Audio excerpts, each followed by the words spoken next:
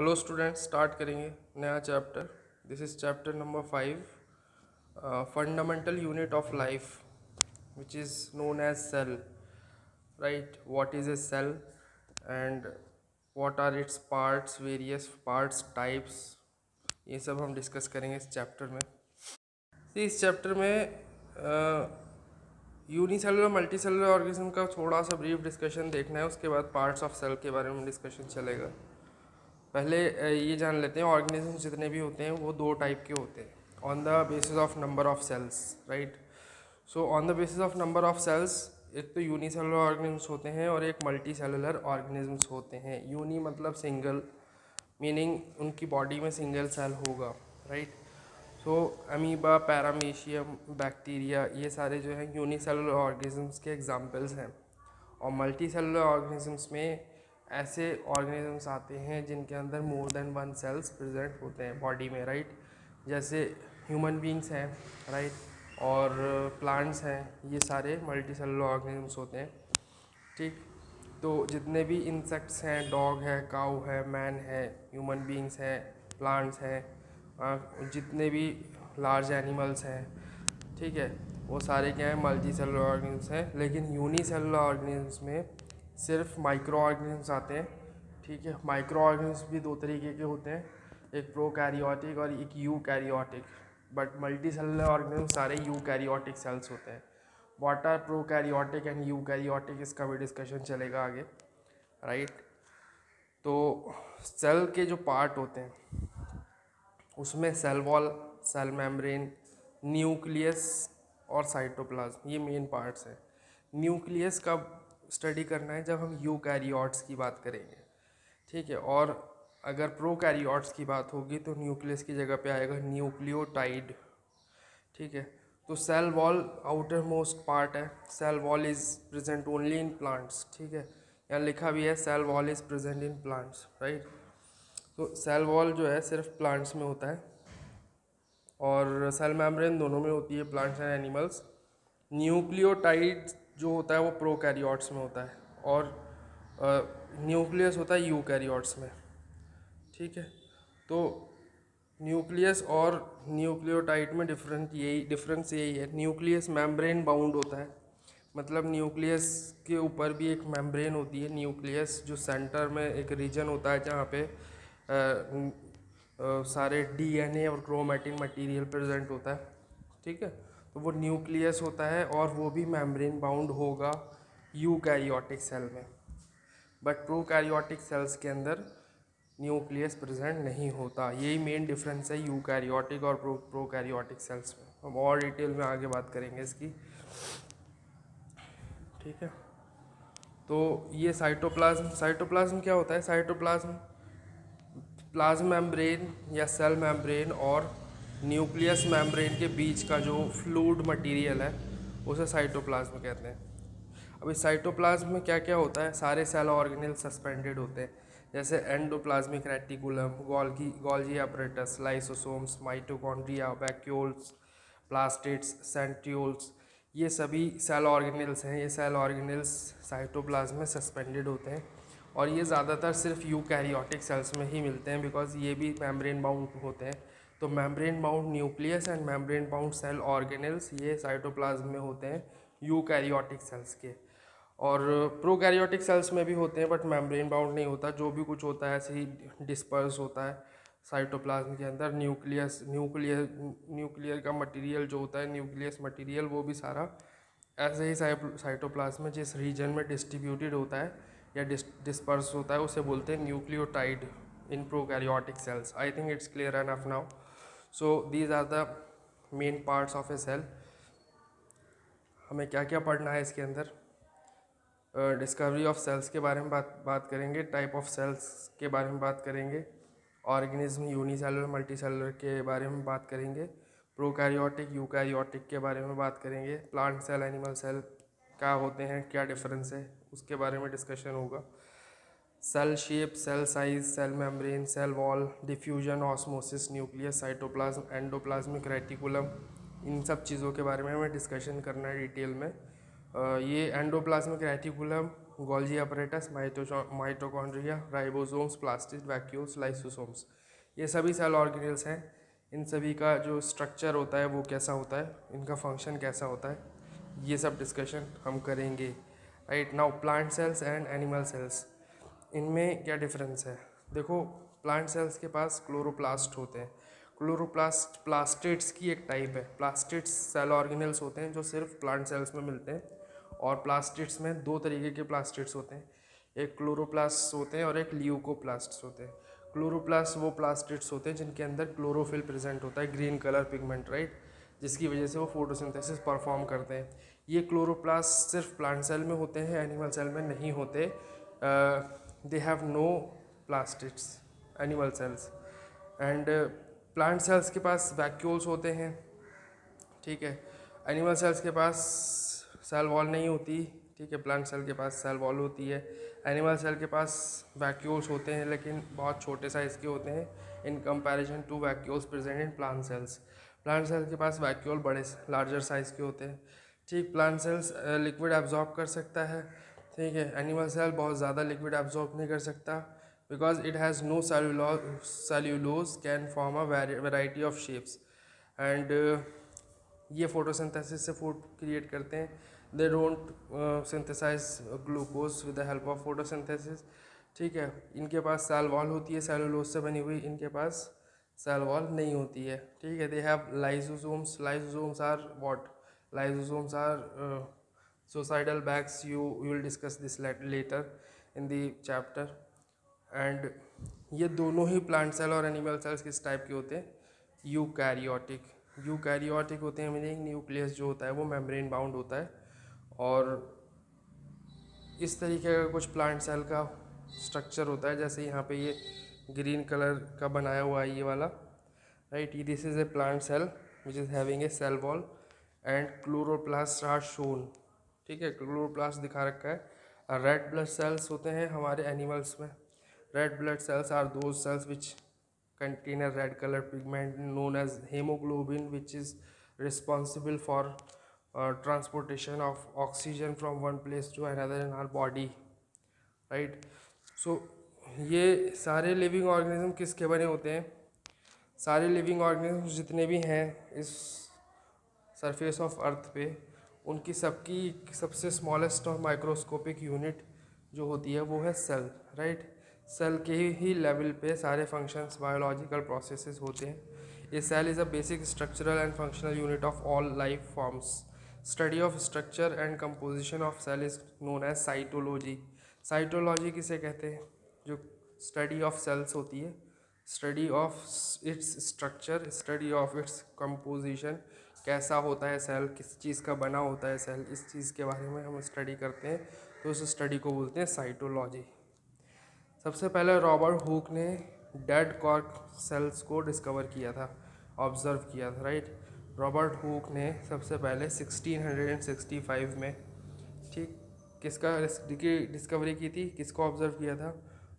Cell को, ठीक है। सेल को डिस्कवर किया था by observing dead cork slice in under a microscope, right. First जो लिविंग सेल है वो किसने डिस्कवर किया था? लिविंग सेल डिस्कवर करने वाले पहले जो थे वो ए.वी. ल्यूवेनहुक थे।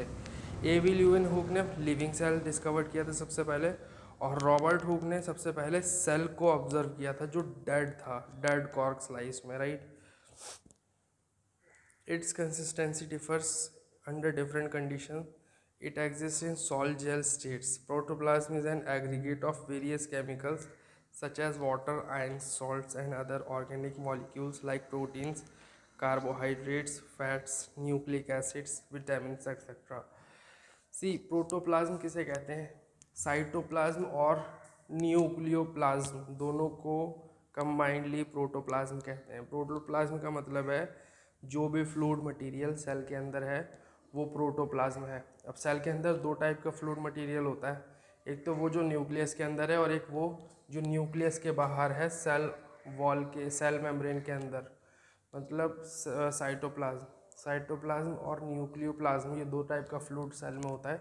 दोनों को कंबाइंडली हम बोलते हैं प्रोटोप्लाज्म, ठीक है। अब प्रोटोप्लाज्म के अंदर वाटर भी होता है, आयंस भी होते हैं, सॉल्ट्स भी होते हैं, प्रोटीन, कार्बोहाइड्रेट, फैट भी होते हैं, न्यूक्लिक एसिड भी होते हैं, विटामिन्स होते हैं। ये सब चीज़ होती है किसमें, दोनों ही चीज़ों में, साइटोप्लाज्म और न्यूक्लियोप्लाज्म में, यानी प्रोटोप्लाज्म के अंदर। And what is cell theory? Two biologists, Schleiden and Schwann, Schleiden और श्वान, ये दो साइंटिस्ट थे, बायोलॉजिस्ट, इन्होंने सेल थ्योरी दी थी। ठीक है, क्या था सेल थ्योरी थी, क्या थी? All plants and animals are composed of cells, cell is a basic unit of life, all cells arise from pre existing cells. ठीक है, ये 3 पॉइंट्स जो है सेल थ्योरी में है कि सारे प्लांट एनिमल्स किससे बने, सेल से बने, और जो सेल है वो बेसिक यूनिट ऑफ लाइफ है, यानी जो लाइफ के बायोलॉजिकल फंक्शंस हैं वो सेल के लेवल पे परफॉर्म होते हैं, जिसकी वजह से लाइफ एग्जिस्टेंस में है, मतलब ऑर्गेनिजम्स अलाइव हैं। और सेल जो है, जितने भी सेल्स हैं वो सारे के सारे प्री एग्जिस्टिंग सेल्स से निकलते हैं, जो ऑलरेडी प्रेजेंट सेल्स हैं उनसे दूसरे सेल्स बनते हैं, अराइज होते हैं, राइट। वायरसेस जो है सेल थ्योरी में नहीं थे, तो वायरसेस की बात नहीं हुई है सेल थ्योरी में। वायरसेस जो हैं वो एक्सेप्शन है सेल थ्योरी के। Types of cell and organism, cell के 2 टाइप्स होते हैं, एक यूनिसेलुलर और एक मल्टी सेलुलर, मैंने आपको बताया था। तो यूनिसेलुलर जो होते हैं ऐसे ऑर्गेनिजम्स होते हैं जो सिंगल सेल्ड बॉडी रखते हैं, जिनकी बॉडी में सिर्फ एक ही सेल है। ठीक है, तो ऐसे ऑर्गेनिजम्स प्रोकैरियोटिक भी हो सकते हैं और ऐसे ऑर्गेनिजम्स यूकैरियोटिक भी हो सकते हैं। जैसे ये प्रोकैरियोटिक में आपको दिखाया है बैक्टीरिया, ब्लू ग्रीन बैक्टीरिया, ये प्रोकैरियोटिक यूनिसेलुलर है। बट ये पैरामीशियम और अमीबा है, ये यूनिसेलुलर तो है लेकिन इसके जो सेल्स हैं वो कैसे हैं, वो हैं यूकैरियोटिक। ठीक है, यानी डिफाइंड न्यूक्लियस होगा, well shaped nucleus, membrane bound nucleus and membrane bound other cell organelles present होंगे। ठीक है, तो ये पैरामीशियम और अमीबा यूनिसेलुलर और यूकैरियोटिक हैं। बट ये वाले जो हैं ये क्या हैं, ये सारे बैक्टीरिया और ब्लू ग्रीन बैक्टीरिया ये यूनिसेलुलर प्रोकैरियोटिक है, ये यूनिसेलुलर यूकैरियोटिक है। ठीक है, और यूकैरियोटिक मल्टी सेलुलर में बाकी के सारे ऑर्गेनिजम्स आते हैं, उनमें हम भी आ गए और भी सारे ऑर्गेनिजम्स आ गए, लाइक ऑस्ट्रिच, पाइन ट्री, ये सब किस में आ गए, ये सब आ गए मल्टी सेलुलर ऑर्गेनिजम्स में which are eukaryotic. Now number of cells के बेसिस पे ये डिफरेंस है। ठीक है, यूनिसेलुलर और multicellular, cell number single और लार्ज नंबर ऑफ सेल्स, मतलब यूनिसेलुलर में एक सेल होता है, मल्टी सेलुलर में लार्ज नंबर ऑफ सेल्स होते हैं। ठीक, यूनिसेलुलर का फंक्शन कैसा होता है, all functions are perform by single cell only, जो सारे सेल्स हैं वो सिंगल सारे फंक्शंस एक ही सेल करता है। ठीक है, जैसे रेस्पिरेशन, ट्रांसपोर्टेशन, रिप्रोडक्शन और डाइजेशन, मतलब न्यूट्रिशन प्रोसेस, सारा ये सब कुछ एक ही सेल में परफॉर्म होते हैं सारे biological functions. But multicellular organisms में स्पेशलाइज्ड सेल स्पेशल फंक्शंस को परफॉर्म करते हैं, different cell perform different specific functions, मतलब जिस काम के लिए जो सेल असाइंड है, जो सेल्स जिस फंक्शन के लिए परफेक्ट हैं, जो सेल्स जिन फंक्शन को करने में स्पेशलाइज्ड हैं, वो सेल्स वो ही फंक्शन परफॉर्म करते हैं। फॉर एग्ज़ाम्पल हमारा हार्ट है, हमारे हार्ट की जो सेल्स हैं वो डिफरेंट है, उसका जो फंक्शन है डिफरेंट है, इस वजह से उस हार्ट के जो सेल्स हैं, टिश्यूज़ हैं, वो डिफरेंट हैं और उनका फंक्शन स्पेसिफिकली क्या है, हार्ट बीट करना, मतलब expansion and contraction of heart. So इसी तरीके से लंग्स के अलग टाइप के टिश्यूज़ हैं क्योंकि वो अलग टाइप के सेल्स से बना हुआ है।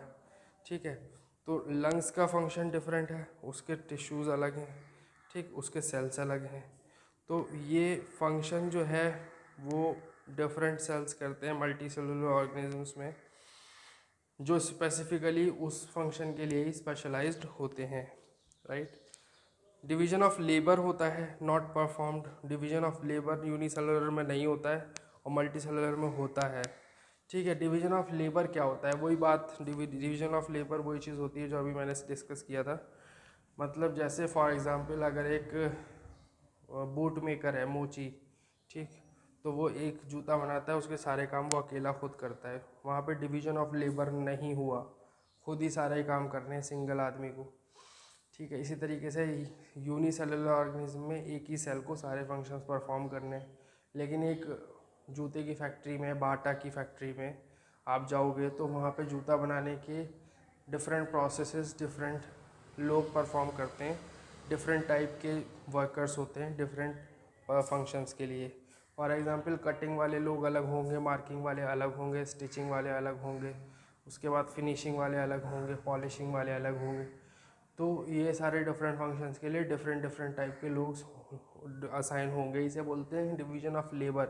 और जब डिवीजन ऑफ लेबर होता है तो क्या होता है, प्रोडक्ट अच्छा प्रोड्यूस होता है। ठीक है, और वो जो प्रोडक्ट होता है उसकी लाइफ भी ज़्यादा होती है। इसी तरीके से डिवीजन ऑफ लेबर जिस भी ऑर्गेनिज्म में होगा उसका बॉडी स्ट्रक्चर कॉम्प्लेक्स होगा, और बॉडी स्ट्रक्चर कॉम्प्लेक्स होगा और उसका लाइफ स्पैन भी ज़्यादा होता है नॉर्मली, राइट। तो division of labour unicellular organisms में नहीं होता और मल्टी सेलुलर ऑर्गेनिज्म में डिवीजन ऑफ लेबर होता है। Cells specified to perform different functions, different cells जो है डिफरेंट फंक्शंस को परफॉर्म करने के लिए स्पेशलाइज्ड होते हैं।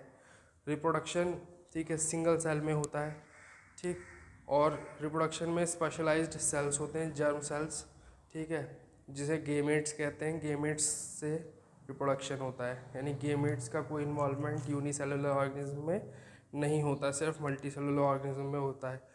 लाइफ स्पैन जो होती है वो यूनिसेलुलर की शॉर्ट होती है और मल्टी सेलुलर की लॉन्ग होती है। वो इसी वजह से मैंने पहले बताया, डिवीजन ऑफ लेबर की वजह से लाइफ स्पैन अच्छी होगी, बड़ी होगी। आई think it's clear enough now. These are the differences between unicellular and multicellular organism on the basis of all these characteristics, which are cell number, function, division of labor, reproduction and lifespan. The next thing is type of organization. Type of organization के basis पे difference क्या है, prokaryotic cell और eukaryotic cell. Prokaryotic और eukaryotic cell में क्या difference होता है, very minute in size. Prokaryotic cell बहुत छोटा होता है, यूकैरियोटिक सेल जो होता है वो बड़ा होता है प्रोकैरियोटिक के कंपैरिजन में। न्यूक्लियर रीजन जो होता है वो न्यूक्लियर मेम्ब्रेन से सराउंडेड नहीं होता, यानी न्यूक्लियोइड। न्यूक्लियोइड वही रीजन है जिस रीजन में न्यूक्लियर मटेरियल पड़ा होता है सेल के अंदर। तो न्यूक्लियोइड जो है वो मेम्ब्रेन बाउंड नहीं होता, लेकिन न्यूक्लियर इसमें यूकैरियोटिक सेल में nuclear material surrounded by a nuclear membrane. Eukaryotic cell में न्यूक्लियर मेम्ब्रेन से न्यूक्लियर मटेरियल सराउंडेड होता है, बाउंडेड होता है। सिंगल क्रोमोसोम प्रेजेंट होता है प्रोकैरियोटिक में, और यूकैरियोटिक में more than one chromosome present होता है। न्यूक्लियोलस एब्सेंट होता है, इसमें न्यूक्लियोलस प्रेजेंट होता है यूकैरियोटिक सेल में। Membrane bound cell organelles are absent, इसमें membrane bound cell organelles present होते हैं। Division, cell division by fission और बडिंग, ये सेल डिवीजन बाय फिजन और बडिंग, ठीक है। नो माइटोसिस, तो मतलब माइटोसिस क्या होता है, सेल डिवीजन का एक प्रोसेस है जिसमें एक सेल दूसरे सेल, मतलब दूसरा एक से दो सेल बनते हैं, कॉपी बनती है सेल की, राइट। तो ये सेल डिवीजन नहीं होता, बस सेल डिवीजन का किससे होता है, फिजन से होता है, बडिंग से होता है या फिजन से होता है। इस तरीके से माइटोसिस से नहीं होता, ठीक है। और इसमें क्या होता है, माइटोसिस या मियोसिस से सेल डिवीजन होता है। ये माइटोसिस और मियोसिस दो टाइप का सेल डिवीजन है, इसके बारे में लास्ट में डिस्कशन चलेगा, ठीक है। माइटोसिस और मियोसिस में क्या डिफरेंस होता है ये बाद में डिस्कशन करेंगे हम। So this was your first part of this chapter and we'll discuss the next part in next session. I think it's clear enough now, and that's it for today. Thank you very much. We'll discuss further in next class.